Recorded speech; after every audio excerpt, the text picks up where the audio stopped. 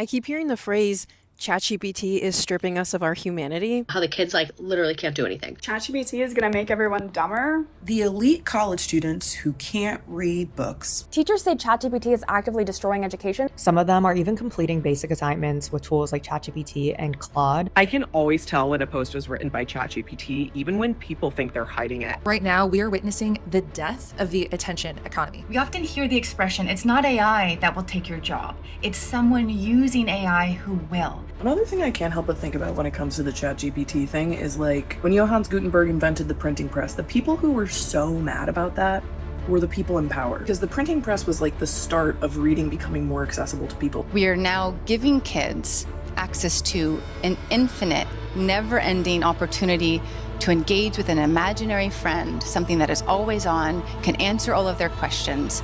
That is a recipe for a new type of addiction. Also, a big part of it was the fact that they didn't want peasants to start to think critically. Hey guys, I hope you're doing super duper well today. If you are new here, hello, my name is Alexandra, or just Alex, and I am a philosopher slash writer slash public relations specialist, aka I write a lot of stuff. Right? Read, I have anything in between. Analyze, compartmentalize, comprehend. Let me just say right off the bat, there is a lot of scary news out there saying that kids can't read good, and it's terrifying. I can't lie. I couldn't read very well when growing up because I have major freaking dyslexia and ADHD, and I didn't want to read, but you do what you gotta do. But what's scary enough is that according to the Barbara Bush Foundation of Family Literacy, 54% of adults between ages 16 to 74 years old lack proficiency in literacy, essentially reading below the equivalent of a 6th grade level. Meaning that they have a tough time reading and spelling words like flammable, institution, sympathetic, psychology, and also that 47 million Americans, or about 1 in 7, have a reading level below 5th grade and are functionally illiterate, and that 21% of them are illiterate. But you've seen the clips, you've seen the TikToks, you've heard from the teachers. It's not just adults. This problem starts with children. Another scary thing about this literacy rate is that people are utilizing AI to read and write for them. Okay, so this is what it looks like. And then you just drag in all the papers you want to read.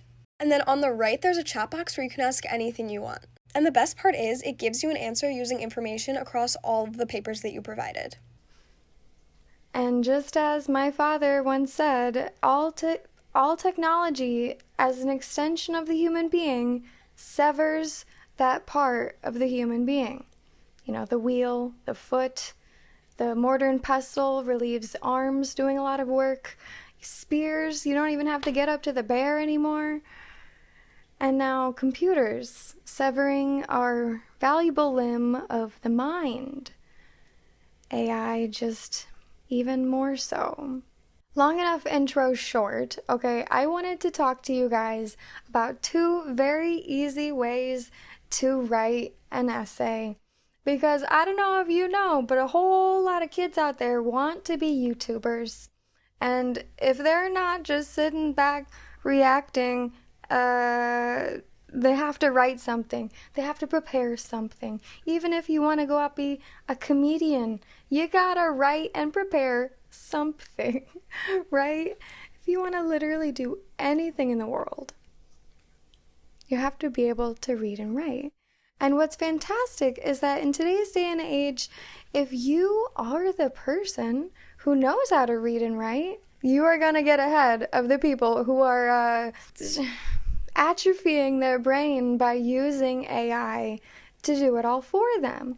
If you can't write an essay and you're in freaking high school, what do you expect colleges to do about it? Write it for you?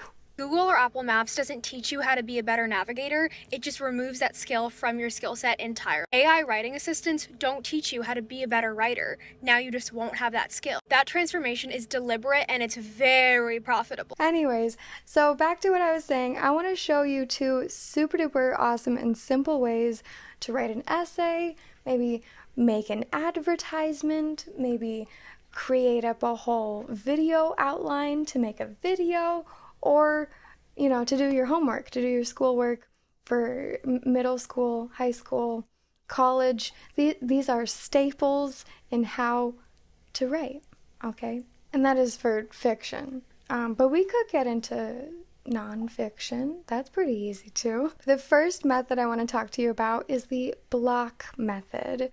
And what this is a fantastic 5-point system in solving a problem. So many papers are assigned where it's like, here's the issue, talk about it, you know, come up with a solution, analyze it for yourself, have an opinion. And so this is a fantastic method in doing just that. So if you want to be a little video essayist, this is pretty much how I write every single one of my videos. So first we have the introduction. We introduce the topic, maybe with a hook, maybe with an extreme statistic, maybe with a fun question. I also love references. References are the live stream of today's day and age and getting people's attention, you know? The second point to this is problems. What is the problem? And beyond the simple, this is the problem, what is behind it? What are the levels? What is the cause and effect and where it's coming from? Or just define the problem. It could be a long definition. And then after this, we use a transition section, paragraph, whatever it may be, where we go from problem to the step after this, which is the solution, but we don't just jump from problem to solution. We show a transition, say for instance, the cause and effect, elaborate on maybe why this has become a problem, and maybe point out holes in the entire situation, gearing up toward the solutions you want to provide. And so that gets to our fourth step in this block method, which is to provide your solutions. Cut, clear, point, crystal, just say what your solutions are. And you could go beyond, these are my solutions, and say how and why this would affect the entire situation and make it better. Problem, transition, solution. And then you just cap this off with your conclusion. These are why my solutions make this problem go away. Or these are the solutions that would make it so this problem doesn't seem like a problem anymore. Blah, blah, blah. Something as easy as that. The second method that I want to talk to you today is more or less for persuasive reasons. So maybe not so much a problem-solving thing or a explanatory thing as much as it is here's something you should do. A call to action method, if you will. But what this is called is the Monroe's Motivated Sequence, named after Monroe, an old college professor of communications, to which when you're communicating something and you want someone to do something, you need to persuade them to do it and to tell them to do it, but all in a very nice wrapped up way, right? And so this is his fantastic 5-point method in motivating someone to do something. This is also something that people often use as a way to write an outline or a script for an advertisement or anything. And in any situation you want people to do something, right? Go run to the polls kind of thing. I don't know. Anyways, we have attention. You gotta get people's attention. You need the hook. You need the, hey, come over here and look at what I'm doing and care about it, right? And so again, this could be something like a statistic, a funny joke, a question, a reference, anything that hooks people into caring about what you are talking about, right? After this, we share the need. What do people need in life? I feel like a lot of advertisements kind of come up with a need. Like, you didn't know you had this problem, but now you need something to solve the problem. Realistically, this is as simple as pointing out when people have a problem, or that they could have a problem, and convincing people that they had a problem they didn't realize that they had before. And so this is now a need that they have to fulfill. And so after this is the satisfaction. And what is more satisfying than fulfilling the need? For instance, hey, you have a headache, you need aspirin, we supply the satisfaction to not have a headache. Buy our thing. And this is a perfect transition to go into the fourth step, which is visualization. In advertisement words, this is basically like, oh, my sore back with a big red outline on the back. Oh, or the head. Ow, big red outline. And then visualization. You're in a field of flowers and you're running around with your grandkids. Like, you have the ability to go from to ah. And this is the visualization that shows the reader, audience, whatever, that the need requires a satisfaction in order to receive the visualization that you're showing them. You could also say a lot of awful salesmen use this tactic to be all like, look at me and my beautiful rich house and my car and my wife and all of my beautiful clothes. Don't you want to join my multi-level marketing team and get under me and get paid less than me, and then you'll look just like me, but you won't. But we won't. I'm just saying, Monroe's motivated sequence can also be used for bad things. If you take the visualization and the need a little bit too psychologically far, right? But anyways, the final and fifth point in this method is the action. So action. You need my stuff. We are the only ones who fulfill the need. We're the only ones who can satisfy the need. And then boom, you've done it. You have pointed out the call to action.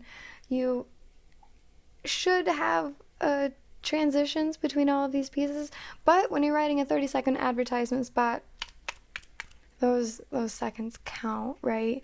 And so call now. Don't wait. Classic. So that's the super duper quick video I wanted to make for you today.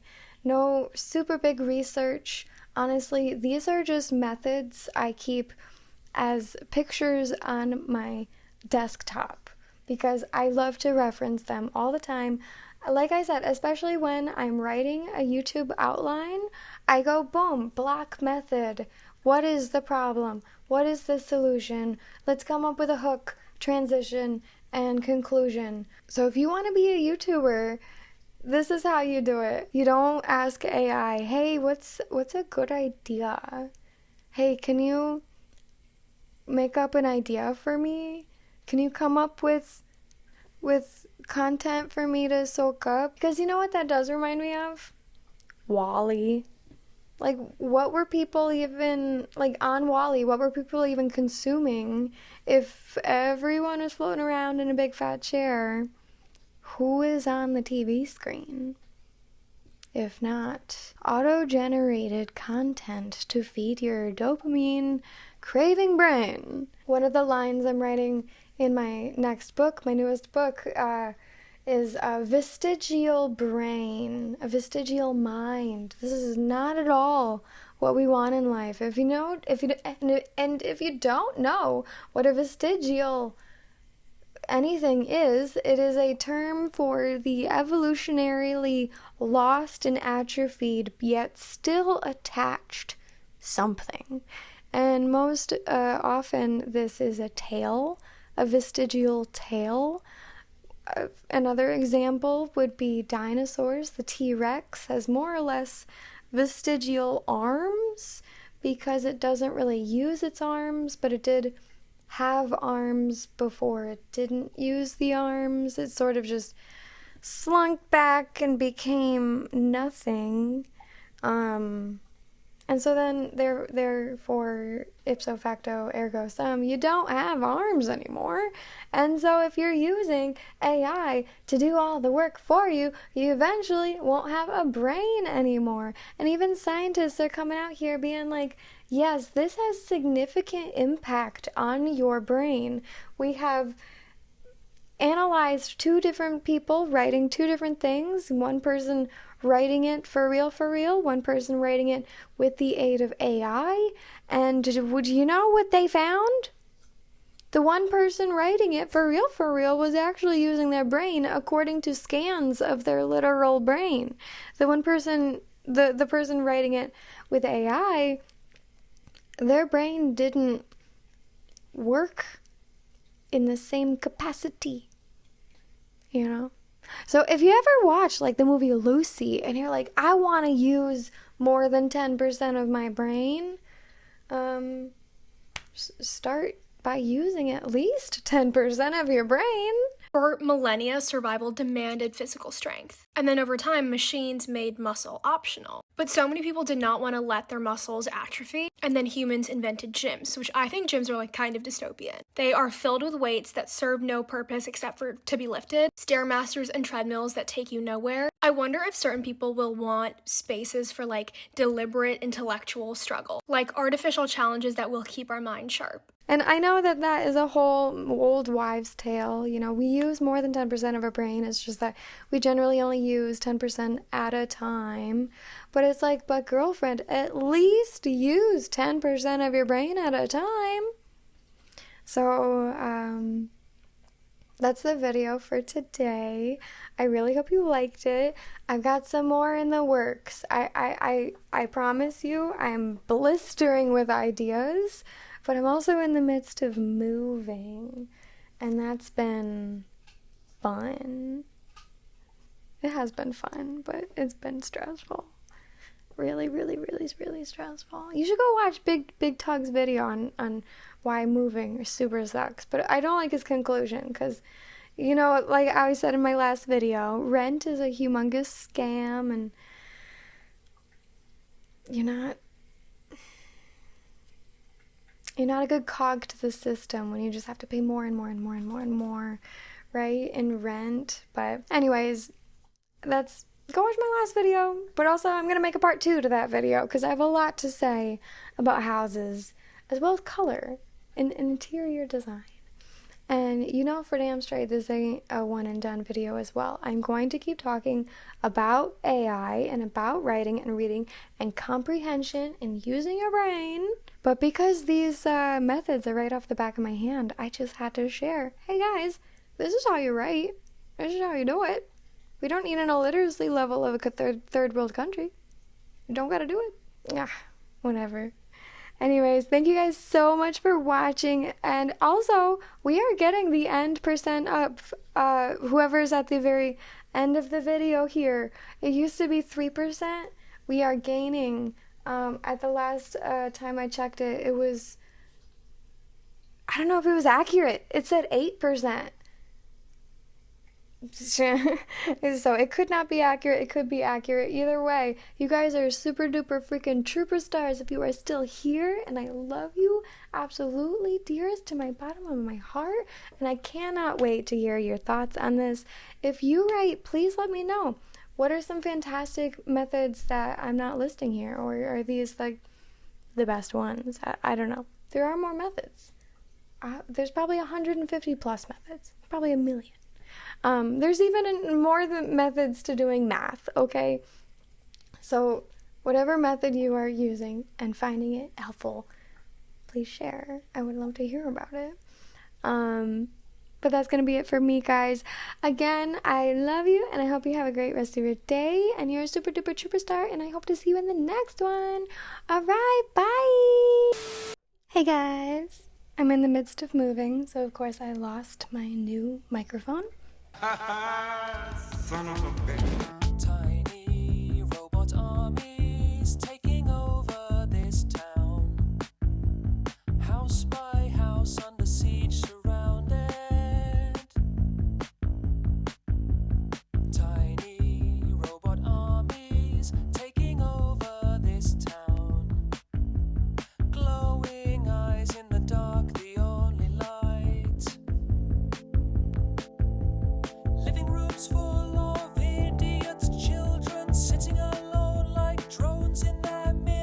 slow